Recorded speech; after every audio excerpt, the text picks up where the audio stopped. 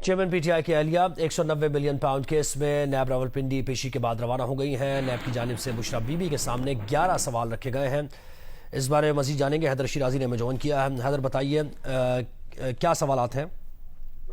जी, बुशरा बीबी आज यहाँ नैब रावलपिंडी ऑफिस में आई, जहाँ पर नैब की जानिब से उनके सामने 11 सवालात रखे गए हैं, जिनमें अलकादर ट्रस्ट और इसके अलावा ये जो केस है इसके ट्रांजैक्शन से मुताल्लिक पूछा गया है। और पहला सवाल ये है कि आपने तालीम कहाँ से हासिल की और क्या आपने इस्लामी तदरीसी कोर्स भी किया है। और इसके अलावा नैब की जानिब से दूसरा सवाल किया गया कि अलकादर यूनिवर्सिटी प्रोजेक्ट ट्रस्ट बनाने का मकसद क्या था। तीसरा सवाल पूछा गया है कि क्या बतौर ट्रस्टी होने के साथ साथ बतौर उस्ताद भी कोई जिम्मेदारियां अदा कर रही थी। और चौथा सवाल जो नैब की जानिब से पूछा गया है कि क्या बतौर ट्रस्टी या बतौर उस्ताद यूनिवर्सिटी से किसी किस्म की तनख्वाह या अमरात आप ले रही थी। इसके अलावा पांचवा जो नैब की जानिब से सवाल है वो ये कि अलकादर यूनिवर्सिटी बनाने का ख्याल किसका था और इसके लिए जगह का तायुन किसने किया था। और नैब की जानिब से छठा सवाल पूछा गया है कि आप बतौर ट्रस्टी अलकादर यूनिवर्सिटी में क्या जिम्मेदारियां अदा कर रही थी। और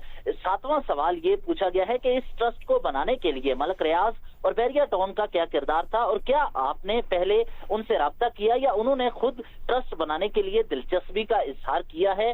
नैब की जानिब से आठवां सवाल पूछा गया कि फरद शहजादी को आप कैसे जानती हैं, क्या आप उनकी माली मामलात और किरदार के बारे में मुतमईन हैं। और नैब की जानिब से जो आखिरी तीन सवालात पूछे गए हैं उनका ताल्लुक ट्रांजैक्शन से है, फरद शहजादी और अलकादर ट्रस्ट के जरिए ट्रस्ट बनाने और इनमें जो दीगर अफराद थे उनकी ट्रांजैक्शन से मुतल्लिक है कि ये कैसे हुई और इनसे मुतल्लिक इन तमाम सवालों का जवाब दें। ये तकरीबन 45 मिनट तफ्तीश जारी रही, जिसमें एक अलग कमरे में बुशरा बीबी को ले जाया गया, जहां पर एक नैब की टीम के साथ एक खातून मेंबर भी मौजूद थी, उनसे तफ्तीश की गई है और ये 11 सवालात उनके सामने रखे गए हैं कि इनके जवाब दिए जाएं। जी, बुशरा बीबी के सामने 11 सवालात रखे गए हैं और उनके जवाबात मांगे गए हैं। बुशरा बीबी इस केस में पेश होने के बाद सवालात उनके सामने किए गए और फिर वो रवाना भी हो गई हैं। बहुत शुक्रिया हैदर शिराजी, आपने डिटेल्स दी।